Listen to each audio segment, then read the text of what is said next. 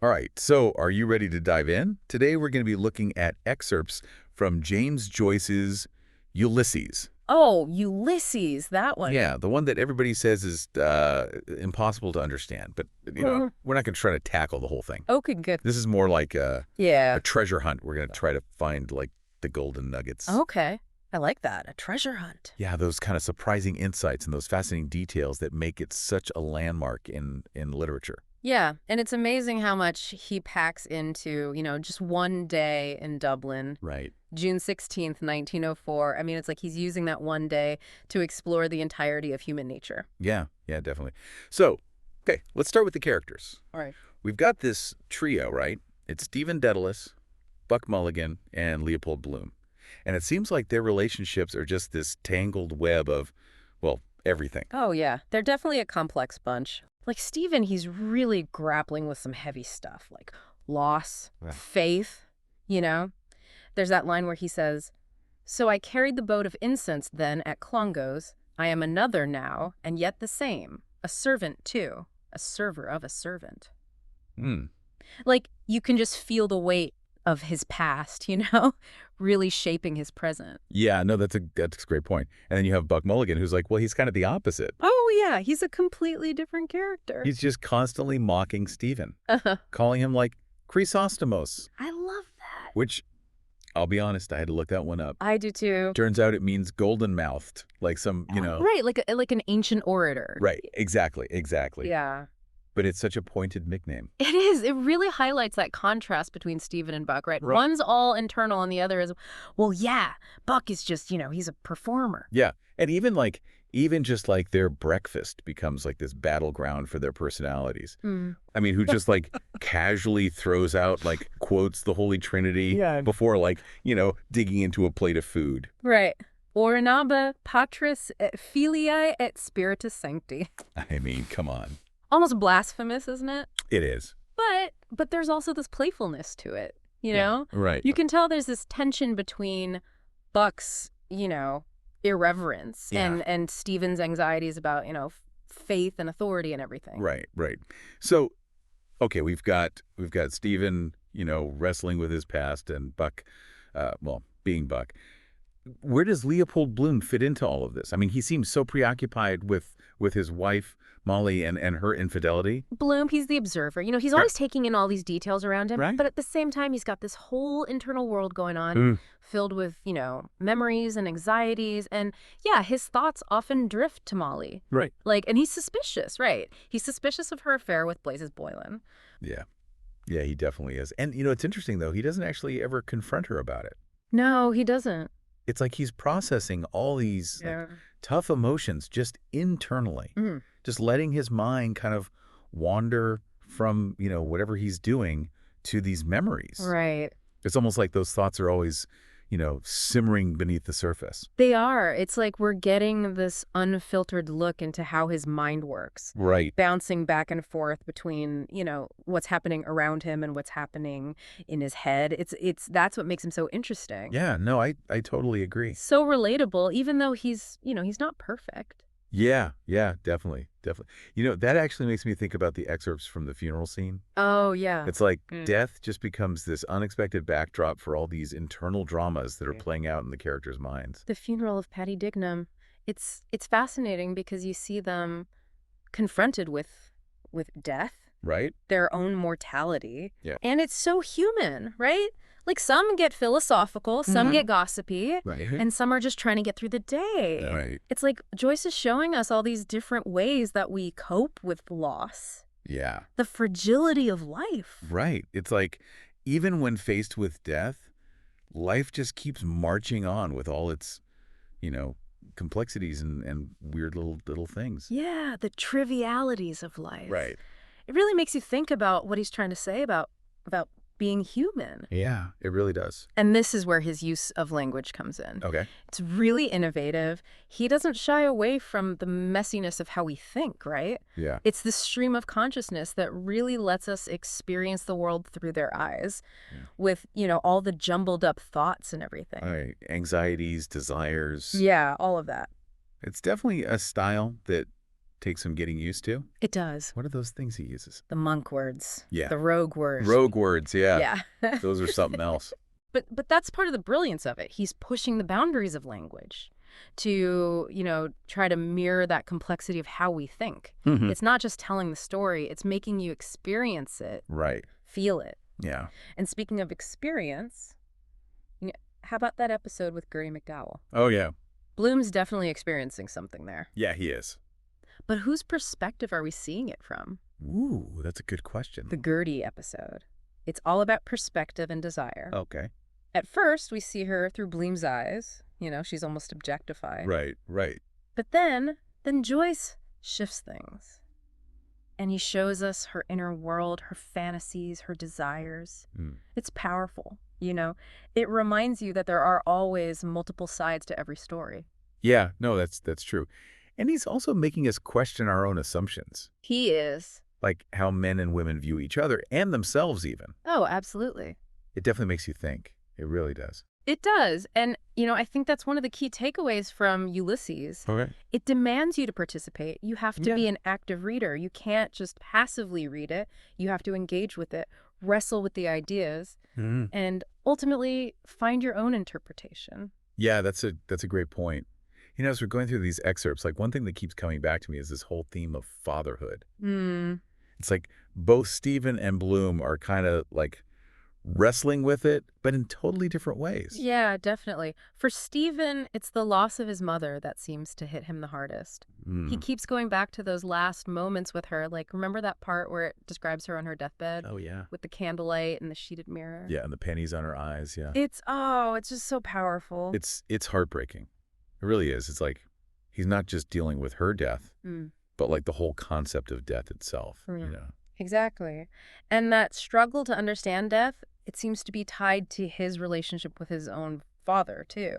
Okay, yeah. Like when he calls himself a server of a servant, there's this sense of like inherited subservience, almost like a resentment towards what his father represents. Yeah, it's like he's rebelling against him. In a way, yeah. And it's interesting how those feelings, about his parents play out in his interactions with other authority figures too. Oh, totally. Like Mr. Deasy, his old teacher. Yeah, Stephen's pushing back against anyone who tries to tell him what to do, whether it's the church or the government or even, literary tradition. Which makes Bloom's longing for a son even more, kind of sad. It really does. It's like Bloom wants this connection that Stephen is just pushing away. Exactly. And that longing is even more heartbreaking because, well, remember, Bloom's son Rudy died as a baby. Oh, right. It's like that grief just kind of hangs over him, It affects how he interacts with other kids, even just how he sees his daughter, Millie. Right. Yeah, and there's a definite tension in his relationship with Millie, don't you think? Oh, absolutely. He's clearly proud of her, Yeah. But he's also anxious about her growing up, It's like he sees Molly's sexuality reflected in Millie, which just makes those insecurities even worse. Right. It's like he's caught in this cycle of comparison between the women in his life, which just fuels all this pain and confusion. Yeah, it's a tough spot for him. And speaking of cycles, I wanted to touch on Stephen's fascination with Shakespeare. Oh, yeah. Which leads to that whole Hamlet theory, Yeah. Honestly, I was a little lost there. Yeah, it's a bit heady. It is. Why do you think Joyce even included that? Well, on the surface, it might seem like just a random tangent, but it's actually really important for understanding what Stephen's all about. Okay. Like, remember, he's constantly searching for meaning, for connections, right? Yeah. And he finds those things in literature, especially Shakespeare. So it's not just some academic exercise for him. No, not at all. He's actually trying to use those ideas to understand his own life. Exactly. His relationships, his identity, his art, he's applying those Shakespearean ideas to his own experiences. And here's where it gets really interesting, okay? Okay.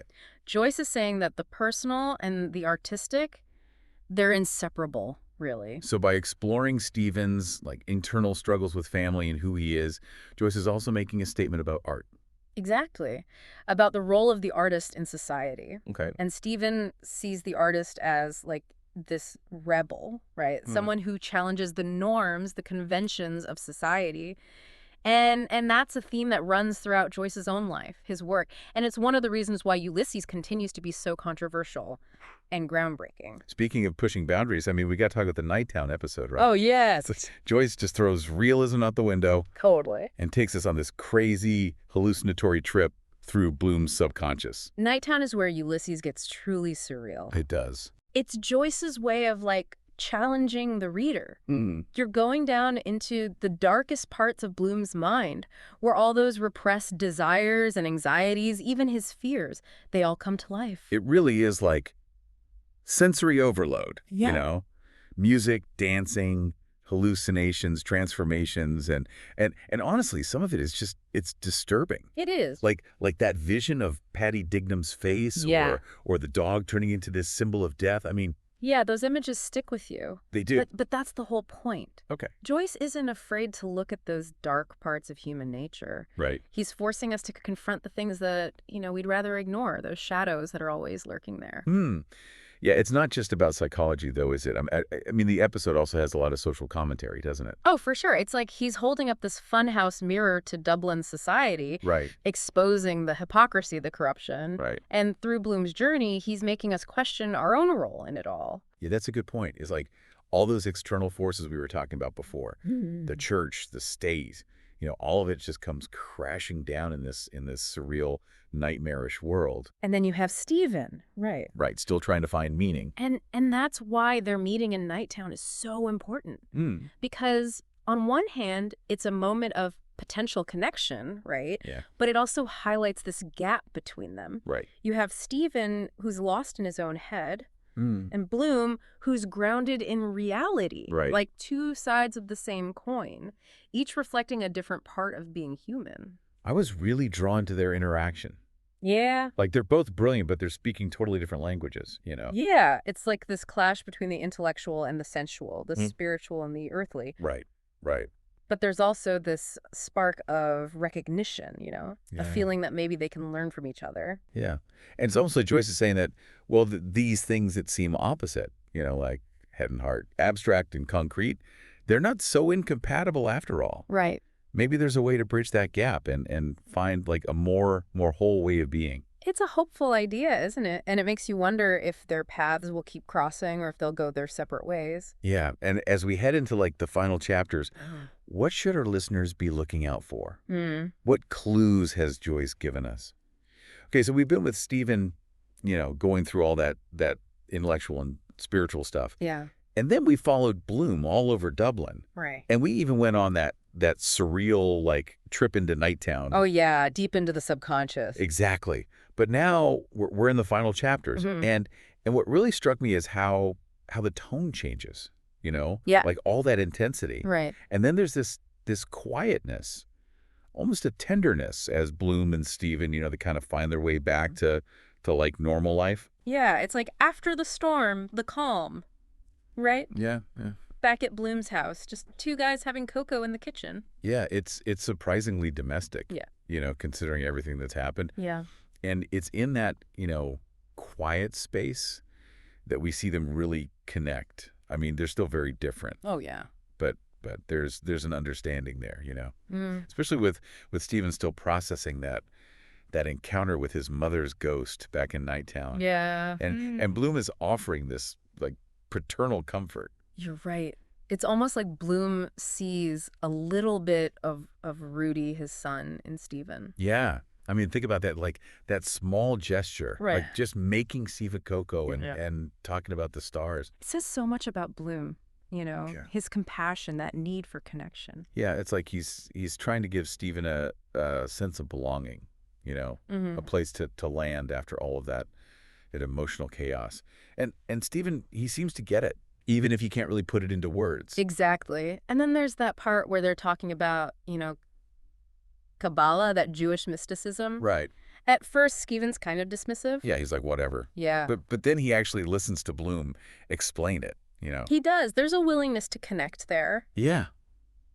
It's subtle, but you can feel their dynamic changing. Yeah, they're seeing past the labels Right. and relating to each other just as people. And then, Stephen leaves, and we're left with Molly. Right.